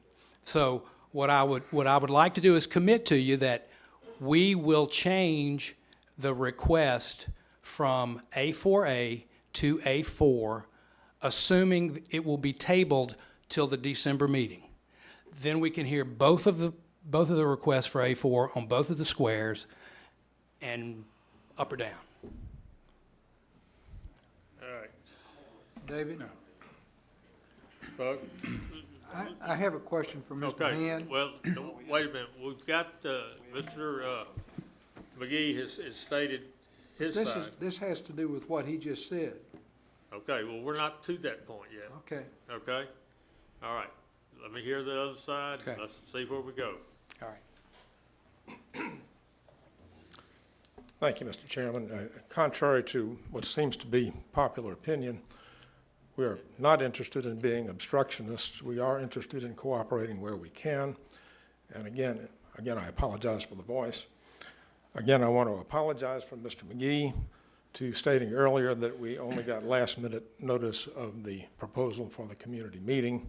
In fact, we did get that notice when he said it was sent out in October 24th, I believe.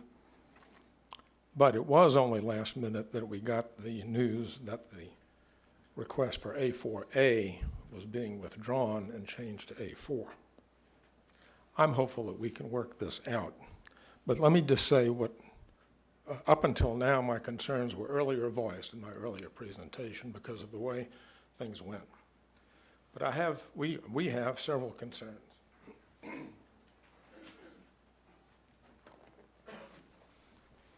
The original proposal was with regard to Square 242. Before you tonight is the proposal for Square 257. However, the same property owner also owns Square 310, Square 327, and Square 341. We are concerned about a serial effort to increase the density of homes immediately adjacent to our subdivision. So we don't know whatever is resolved with regard to these, and I hope we can work it out. But we don't know what's coming with regard to 310, 327, and 341. But let me stop you right there. Okay, we're dealing right now with 257, okay? And nobody knows what's gonna happen in the future with those other, squares. So let's keep it at 257 right now, and later down the road, if they wanna rezone some of those other ones, they gotta come back. Thank you, sir, and that's fine, but I did want to make the commission aware of what our concerns were with regard to how this is proceeding. Another thing I'd like to point out is that although we in Marigny Trace are zoned A4, which is what they are now seeking, in actuality, we have mostly 2 homes per acre. There are some small areas where we have 3 homes per acre, so we have a mix of 2 or 3 per acre, but mostly we have 2 homes per acre. So set 2 homes per acre aside, he's asking for a change that would allow 4 homes per acre. Now, he says that he will only build 2 or 3 homes per acre, and frankly, that would be probably acceptable to us. But we need to have some kind of legal assurance that that, in fact, is what he will do. And once you go and allow him to have A4, without our having some ironclad way of having that enforced, then we are at risk. And that's what we would like to avoid tonight, or in this entire process. So, if at the community meeting or by some other process, he can demonstrate to us that there is an ironclad way of assuring us that he will only build 2 or 3 homes per acre, we probably wouldn't have an objection. So perhaps the best procedure is to go through with the community meeting, table it tonight, bring it back up in December. Okay. Thank you. Does anyone else wish to speak on the rebuttal? Just a minute, Bill, just a minute. May I just say to Mr. Ledge, Rebuttal. I accept his apology. Okay. All right. Anyone else wish to speak on the rebuttal, on the against side on rebuttal? Yes, sir. My name is Dennis Wilkins. I'm the president of the Monterey Property Owners Association. As Mr. McGee alluded to, he and I have been in conversations and email the last 2 days. And this morning I got an email from Mr. McGee saying, when I asked him, is there something that we can do from a legal, to hold it legally bound, that a deed restriction, whatever it is, that will give us the right to hold you accountable to the 2 to 3. Response back was, whatever you need for us to move forward, we're willing to do.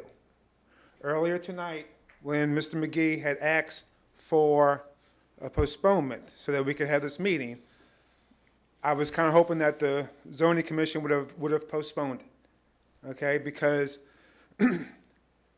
as Mr. McGee alluded to earlier, 2 months ago we were all here saying 2 to 3 houses is what we need. You can't have more than 2 to 3 houses.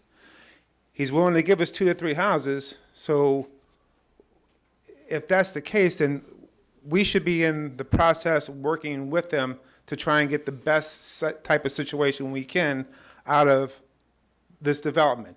Is there a possibility that in their development they can continue Lamarck from where it stops to where it begins through, so that it alleviates some traffic flow on Albert? I don't know, but the only way we can find those things out is by having the community meeting. My request to the commission is to postpone this. Let us have the meeting. Let us work things out. It's a big difference between where we are right now at 2 to 3 houses to where we were 2 months ago when they had the ability to go to 6 houses. Okay? Monterey and Marigny Trace were originally one subdivision. Okay? It was developed originally developed by the same developer. The lot sizes were relatively the same. Most of the houses are 3 per acre. There are some 2 per acre. If you do the math, An acre is 43,000 square feet. The minimum size lot that A4 can have is 12,500 square feet. You cannot get 4 houses in the 43. Now, eventually, as you work down, you can get an extra house. But the reality is that I believe the developer is there. We would like to, the Monterey Board would like to work with them and make sure that we get the best type of situation we can. So if it is our hope that you put a postponement onto this decision while we work things out. Thank you. Okay, thank you. All right, anyone else wish to speak on the rebuttal side of the against?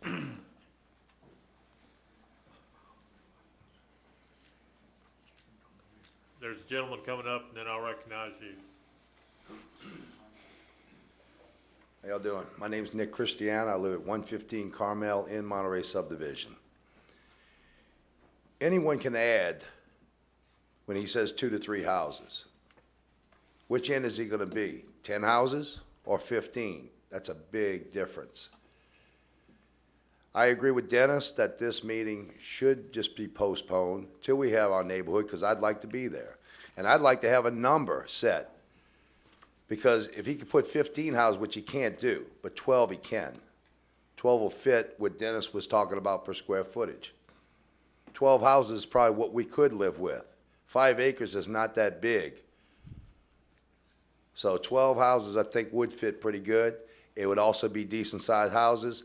My house was up for sale last year. I had real estate agents telling me that, you know, because of the area 5 miles away from me was less, that my house's value is really not that strong.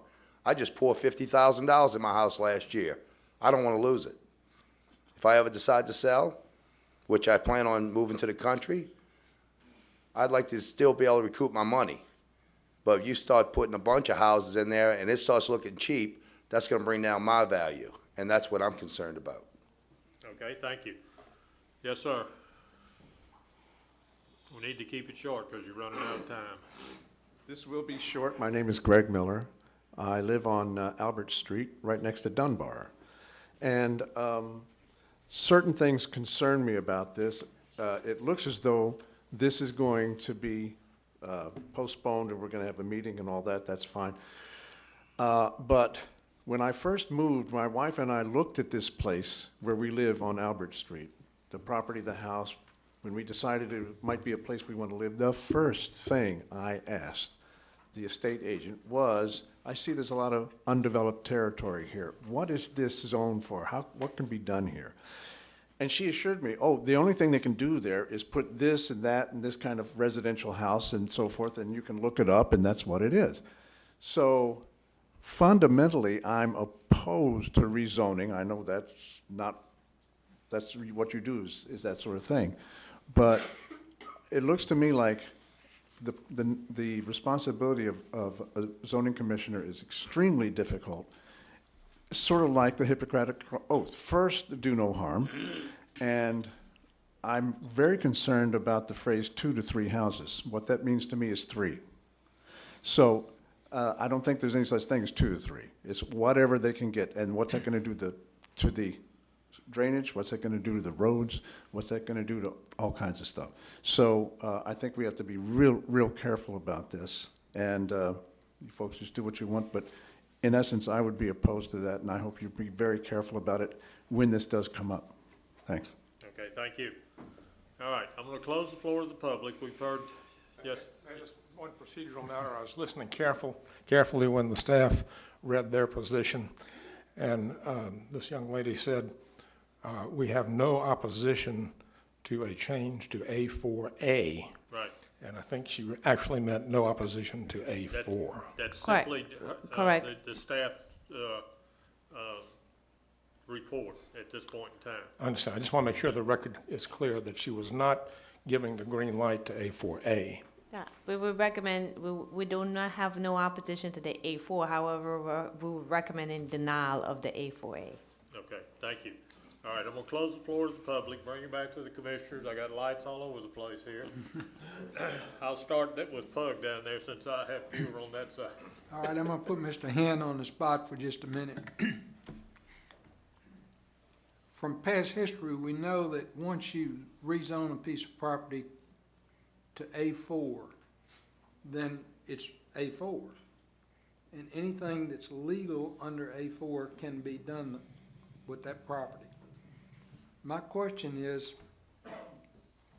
I also know that you can put a deed restriction if you have the community meeting that you're talking about. And if you all can reach a joint meeting of the minds about how many houses that you put on that property, you can reach a deed restriction. The parish will not be involved in it. That's right. But it would be in favor of one of the homeowners associations. And it would be up to you all to then take legal action. The offer was made by Mr. McGee that he could make that verbally. And my question is, can a deed restriction be made legally? I don't think it can be made legally verbal. It has to be in writing.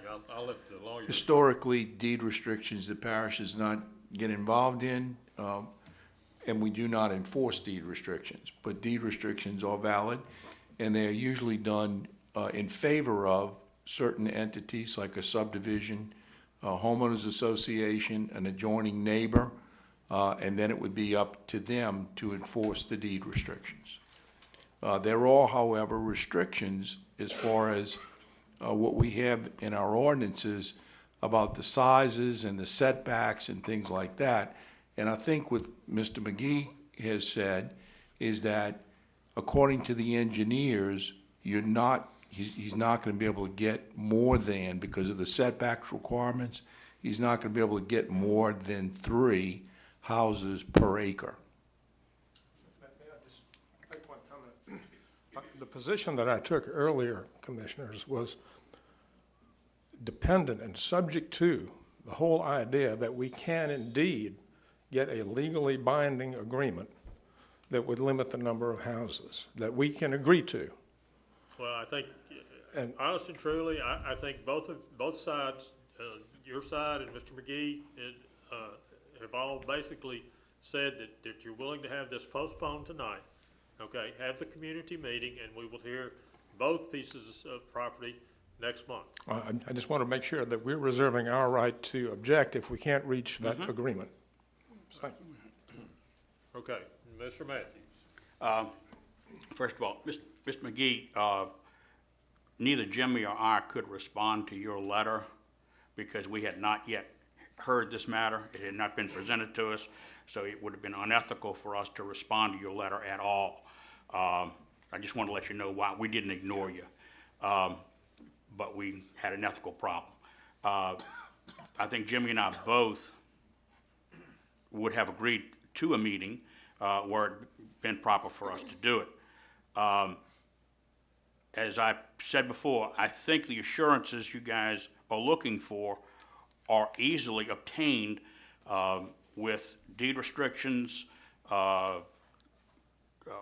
letters to you all in contract that he will not ask for variances or that type of thing.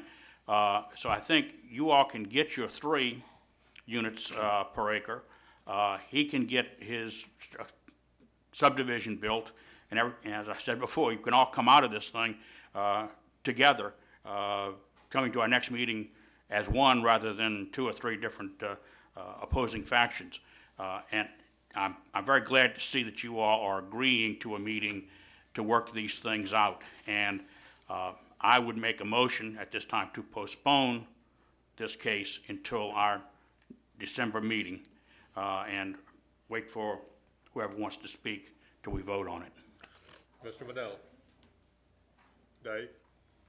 Yeah, I would echo Bill's comments verbatim. What you've come in front of us, in my opinion, is basically had a mini community meeting, which I would strongly counsel anyone that when they come in front to have done so that we can get to the facts, and it's very important, but that the two parties meet to do what you basically did publicly tonight. You can have that. But just so I understand, and with Mr. Matthews' motion to postpone and second, that there will be a community meeting on November 13th between the two parties, that there will be some type of a agreement, whether it be a deed restriction or whatever legal satisfies both parties, so that you could come forward next month in front of here and make a proposal or to petition this commission for a zoning, whatever that might be, and provide us with all the information that you may have so that this commission can vote. Sir, we very much hope there will be an agreement, but we're not agreeing tonight to have an agreement. We reserve the right to not have an agreement. All right, we have a motion by Mr. Matthews to postpone. Do I have a second? Okay. I know I had a second already, but again, Mr. McGee, I ditto what Bill was talking about, and I believe that having a little town hall meeting would be beneficial to everybody. I still don't know why you wouldn't want to go ahead and make it A3 to A4 tonight. I mean, is there a reason for that? Is it because some of this property has to be used and the way you can manipulate these homes? It's strictly a procedural concern of mine, and Mr. Hand knows what I'm talking about. If we were to agree to the A4 and you denied it instead of postponing it like you have a motion to do, then we would have to come back and refile. Okay. Yep. All right. But I want to read verbatim what my email to Mr. Dennis Wilkins was. He requested, what assurances can you give us? And I said, we are willing to do whatever you need us to do to satisfy your group as to these assurances. We would also be willing to do the deed restrictions as well. And once again, we would not want the commission to pass the A4 request tonight because we don't have the agreement in place. And our thing, of course, is subject to such an agreement being arrived at. Right. But you do realize, though, this is a zoning meeting. This is not a planning meeting. Right. So this is where the problem comes into be. Sometimes, that's why we do like to have these town hall meetings to kind of get this all cleared up. It's unfortunate you couldn't have done this before. Okay, we've got a motion and a second to postpone to the December 2nd meeting. Please vote. Motion carries to postpone. Any old business? Any new business? Motion to adjourn? So moved.